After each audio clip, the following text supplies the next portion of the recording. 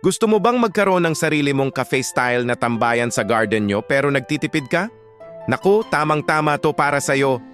Alam nyo ba na pwedeng-pwede tayong gumawa ng mga astig at sosyal na upuan gamit lang ang mga bagay na akala natin ay basura na? Unang idea, gamit ang hollow blocks at ilang piraso ng kahoy. Ipatong mo lang ang kahoy sa ibabaw ng 2 hollow blocks at voila! Instant bench na! Pwede mo itong pinturahan para mas maging maganda. Pangalawa, yung mga lumang pallets huwag nyo munang itapon. Patung-patungin lang ang 2 o 3, lagyan ng makapal at malambot na unan sa ibabaw at mayroon ka ng super comfy na outdoor sofa. At panghuli, ang mga luma at sira ng gulong. Linisin, pinturahan ng paborito mong kulay, patungan ng pabilog na kahoy o unan at mayroon ka ng unique at artistikong upuan.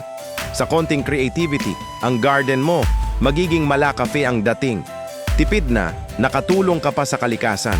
Para sa mas marami pang budget-friendly home tips, huwag kalimutang i-like ang video na to at mag-subscribe sa aming channel.